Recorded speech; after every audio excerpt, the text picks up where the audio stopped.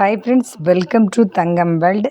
இந்த வீடியோவில் நம்ம இன்றைக்கி பார்க்க போகிறது சூப்பரான ஒரு ப்ளவுஸுக்கு கைக்கு ஃபுல்லுமே டிசைன் கொடுத்த அந்த டிசைனிங் துணி வச்சு தான் நம்ம கை தைக்க போகிறோம்.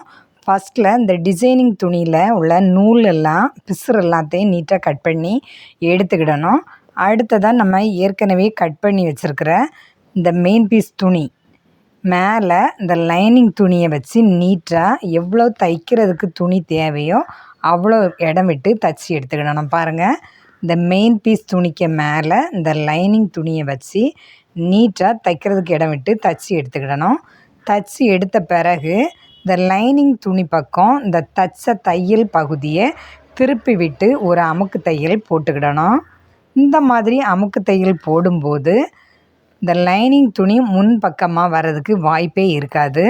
எந்த துணி மெயின் பகுதியாக தெரியணுமோ அந்த துணியில் நம்ம ஒரு நாளும் இந்த அமுக்கு தையல் பதிப்பு தையல் போடக்கூடாது. பாருங்கள், மெயின் பீஸ் துணியில் நம்ம தைக்கலை, இந்த உள் பகுதியில் திருப்பி விடக்கூடிய இந்த லைனிங் துணியில் தான் நம்ம இப்போ பதிச்சு தைச்சிருக்கோம். தைச்ச பிறகு இந்த மாதிரி எடுத்துட வேண்டியதான். பாருங்கள், மெயின் பீஸ் துணியில் ஃபுல்லுமே டிசைனிங் ப்ளவுஸ் இது. பாருங்கள், இந்த கைக்கு ஃபுல்லுமே இந்த ஒர்க்கு போட்டதுனால கொஞ்சம் வேலை ஆகிப்போச்சு இந்த ப்ளவுஸில். பாருங்கள், இந்த மாதிரி கை தைச்சி எடுத்த பிறகு நீட்டாக நம்ம அளவு மார்க் பண்ணிக்கிடலாம்.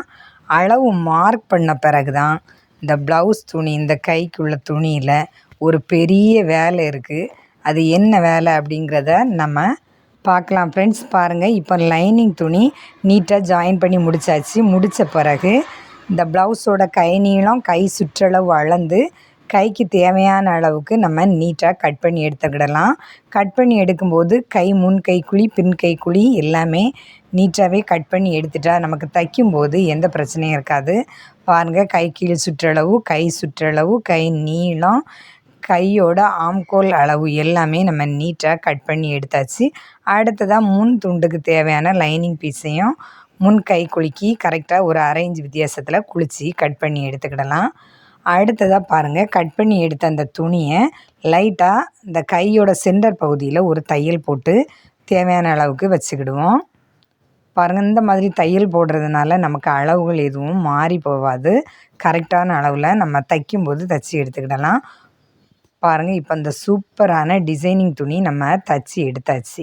அடுத்ததாக பாருங்கள், இந்த தைச்சி எடுத்த கை துணியை நம்ம உடம்பு பீஸில் எப்படி ஜாயின் பண்ணணும் அப்படிங்கிறத பார்க்கலாம்.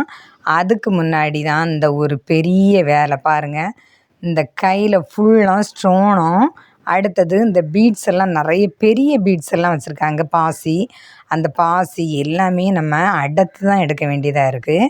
ஏன்னா ஒரு நூலை நம்ம பிரித்தா கூட எல்லா நூலுமே பிரிஞ்சு வந்துடும். பாருங்கள், எவ்வளவுக்கு ஸ்டோன் ஒர்க் இதில் இருக்கிறதுனால ஒவ்வொரு ஸ்டோனாக கையை வச்சு நம்ம பிரித்து எடுத்த பிறகு தான் தைக்க வேண்டியதாக இருக்குது.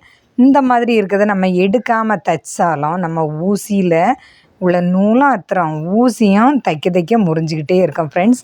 அதனால் இந்த மாதிரிப்பட்ட கஷ்டமான ப்ளவுஸுகள், ரொம்ப ஓவர் டிசைன் போட்டிருக்க ப்ளவுஸ்லாம் கொஞ்சம் பொறுமையாகவே இருந்து அவ்வளோ கல்லுனாலும் சரி தான், பாசினாலும் சரி தான், எல்லாத்தையும் நம்ம கையோட சுற்றளவுக்கு தகுந்தவாறு பிரித்து எடுத்த பிறகு தான் நம்ம கை ஜாயின் பண்ணணும். பாருங்கள், ஒரு கை நிறைய நம்ம ஸ்டோனும் இதில் உள்ள பாசிகளையும் நம்ம பிரித்து எடுத்துருக்கோம். பிரித்து எடுத்த பிறகு இந்த கைக்கு தேவையான அளவுக்கு நீட்டாக கட் பண்ணி எடுத்துக்கிடுவோம். இந்த அளவெல்லாம் கரெக்டாக இருக்கா அப்படிங்கிறத செட் பண்ணி நம்ம எடுத்துக்கிட்டு 2வது கை ஜாயின் பண்ணிட வேண்டியதான். இப்போ நம்ம தேவையான அளவுக்கு அந்த கல் எல்லாமே நம்ம பிரித்து எடுத்தாச்சு. ஏன்னா ஃப்ரீயாக நீட்டாக மிஷினில் வச்சு ஜாயின் பண்ணிடுவோம் ஃப்ரெண்ட்ஸ். இந்த மாதிரியெல்லாம் ப்ளவுஸு துணியை அடிக்கடி கொண்டு வருவாங்க. ஆனாலும் நம்ம அதை மனசு கொஞ்சம் பொறுமையாக இருந்து தைச்சி கொடுத்துடணும் தைக்க தரவங்களுக்கு. பாருங்கள், இந்த மாதிரி அளவு கரெக்டாக இருக்கா அப்படிங்கிறத சென்டர் பகுதியும் முன் கைக்குழி பின் கைக்குழி அளவுகளையும் கரெக்டாக பார்த்து இந்த மாதிரி ஜாயின் பண்ணி தைச்சா போதும்.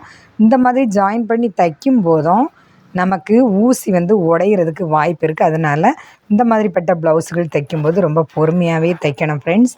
ஒரு சைடு உள்ள ஒன் சைடு அந்த பல்செட்டு நம்ம போட்டாலும் இந்த பாசியில் படும்போது இந்த ஊசி வந்து முறிய தான் செய்யும்.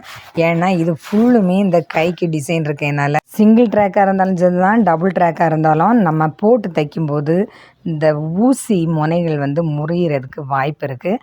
ஆனால் எப்படி முறித்து கஷ்டப்பட்டாலும் அடுத்ததை தச்சு முடித்த பிறகு மனசுக்கு ஒரு சந்தோஷமாக இருக்கும் ஃப்ரெண்ட்ஸ். ஏன்னா அந்த ப்ளவுஸோட கை டிசைன் பார்க்குறதுக்கே ரொம்ப லுக்காக இருக்கும் ஃப்ரெண்ட்ஸ். நீங்களும் இந்த மாதிரி தச்சு பாருங்கள். நம்ம தங்கமல்டு சேனலை மறக்காமல் சப்ஸ்கிரைப் பண்ணுங்கள். இந்த வீடியோ எப்படி இருந்து அப்படிங்கிறதையும் மறக்காமல் கமெண்ட்ஸில் சொல்லுங்கள். லைக் பண்ணுங்கள், ஷேர் பண்ணுங்கள் ஃப்ரெண்ட்ஸ். நீங்கள் இந்த மாதிரி ப்ளவுஸுக்கு கை டிசைன் வச்ச துணியில் தச்சுருக்குறீங்களா அப்படிங்கிறதையும் மறக்காமல் சொல்லுங்கள். பாருங்கள், சூப்பரான இந்த டிசைனிங் ப்ளவுஸு நம்ம கை ஜாயின் பண்ணி தைச்சிட்ருக்கோம். கை ஜாயின் பண்ணும்போது முன் கைக்குழி பின் கைக்குழி பார்த்து நம்ம ஜாயின் பண்ணணும். ஏற்கனவே முன் கைக்குழி பின் கைக்குழி நீட்டாக கட் பண்ணி தான் வச்சுருப்போம். 2 கைக்குழி அளவும் ஒரே அளவு கிடையாது. முன் கைக்குழி கொஞ்சம் குளிச்சு கட் பண்ணியிருக்கிறதுனால நம்ம மாற்றியெல்லாம் ஜாயின் பண்ணக்கூடாது. கரெக்டாக இந்த மாதிரி நம்ம ஆம்கோல் பகுதி சைடெல்லாம் தைக்கும்போது வளைச்சி தைக்கணும். எந்த மாதிரி வெட்டியிருக்கோமோ அந்த மாதிரியே தைக்கணும். பாருங்கள், தைச்சி முடிச்சப்புறம் இந்த கையோட லுக்கு எப்படி இருக்குது ஃப்ரெண்ட்ஸ், நல்லா இருக்கா அப்படிங்கிறத சொல்லுங்கள். நீங்களும் இந்த ஈஸியான மெத்தடில் தைச்சி பாருங்கள். கொஞ்சம் இந்த பாசி இதெல்லாம் இந்த ஸ்டோன் ஒர்க் உள்ளதெல்லாம் தைக்கிறதுக்கு சிரமமாக தான் இருக்கும். ஆனாலும் நம்ம சிரமத்தை பொருட்படுத்தாமல் ரொம்ப ஈஸியான மெத்தடில் தைச்சி எடுத்துட்டா போதும். இது நார்மலாக உள்ள ஒரு ப்ளவுஸ் தான். ஆனால் அதில் கைக்கே ரொம்ப டிசைன் கொடுத்துருக்காங்க. பாருங்கள், இப்போ டபுள் தையல் போட்டு நூல் பிரிஞ்சு வராத மாதிரி நீட்டாக நம்ம தைச்சாச்சு. அடுத்தது கையோட அளவு வந்து கை கீழ் சுற்றளவு, கை சுற்றளவு எல்லாம் மார்க் பண்ணக்கூடிய இடத்துல இருக்கிற இந்த ஸ்டோன்களையும் நம்ம பிரித்து எடுத்துடலாம். எடுத்த பிறகு இந்த மாதிரி தைச்சி எடுத்தால் போதும், கை நமக்கு நீட்டாக ரெடி ஆயிரும்.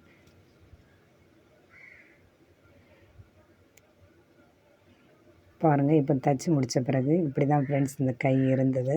இந்த கை எப்படி இருக்குது அப்படிங்கிறத நீங்களும் இதே மாதிரி தைச்சி பாருங்கள். மறக்காமல் இந்த வீடியோ உங்களுக்கு பிடிச்சிருக்கா அப்படிங்கிறதையும் மறக்காமல் சொல்லுங்கள் ஃப்ரெண்ட்ஸ். இந்த வீடியோ பார்த்த அனைவருக்கும் நன்றி. மறக்காமல் நம்ம தங்கமல்டு சேனலை சப்ஸ்கிரைப் பண்ணுங்கள் ஃப்ரெண்ட்ஸ். லைக் பண்ணுங்கள், ஷேர் பண்ணுங்கள்.